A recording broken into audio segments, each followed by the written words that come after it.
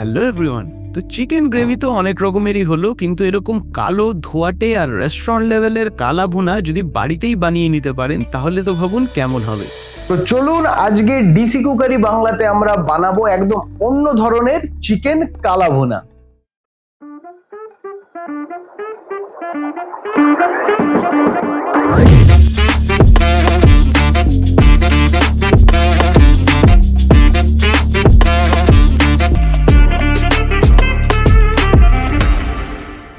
তো প্রথমে একটি বলে আমরা চিকেনগুলোকে নিয়ে নেব। এখানে আমি মাঝারি সাইজের পিস নিয়েছি। তো চিকেনের সাইজ যদি বেশি বড় নেন তাতেও অসুবিধা নেই, কারণ এই রান্নাটা কিন্তু একদম স্লো প্রসেসে হয়।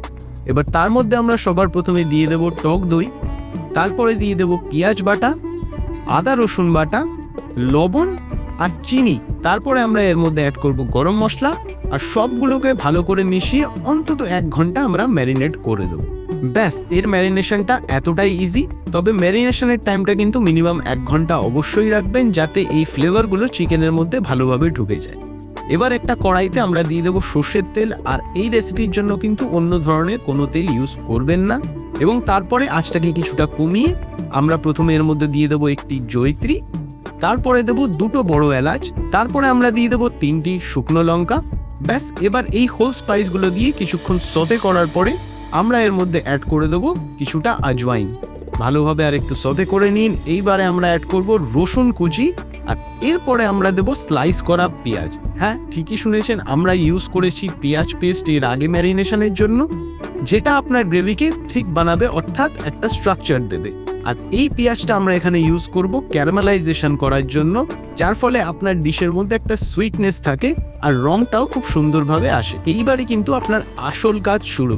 ধীরে ধীরে পেঁয়াজটাকে ক্যারামেলাইজেশন করুন এবং মাথায় রাখবেন কালারটা কিন্তু হালকা ব্রাউনিশ থেকে ডার্কের মধ্যে হবে, অর্থাৎ এর জন্য কিন্তু সময় বেশি লাগবে। এইবার আমরা এর মধ্যে অ্যাড করব পেঁয়াজ কুচি। হ্যাঁ, শুনতে খুব অবাক লাগে যে আমিও জানি। প্রথমে আমি দিলাম পেঁয়াজ পেস্ট, তারপরে দিলাম পেঁয়াজ স্লাইস, তারপরে দিলাম পেঁয়াজ কুচি। এই পেঁয়াজ কুচিটা কিন্তু আপনার গ্রেভির যে টেস্ট বা টেক্সচার সেইটাকে ব্যালেন্স করবে। এবার আপনি দেখতে পাচ্ছেন কিভাবে ধীরে ধীরে রংটা গাঢ় হচ্ছে। ব্যাস, এই অবস্থাতেই এবার আমরা ম্যারিনেট করা চিকেনটা এর ওপরে ঢেলে দেবো এবং খুব ভালো করে মিশিয়ে এটাকে কষাবো। এই টাইমে আপনি চাইলে সামান্য জল ইউজ করতে পারেন যদি চিকেনের পিস বেশি বড় হয়। যদি চিকেনের পিস ছোট হয় সেক্ষেত্রে কিন্তু কষানোর মাধ্যমেই, যেহেতু আমরা এখানে দই ইউজ করেছি, অতএব কষানোর মাধ্যমেই কিন্তু চিকেনটাকেও কুক করে নেওয়া যায় খুব ইজিলি। বাট আপনার যদি অনেক পিস বড় থাকে চিকেনের, সেক্ষেত্রে একটু জল ইউজ করে নিতেই পারেন।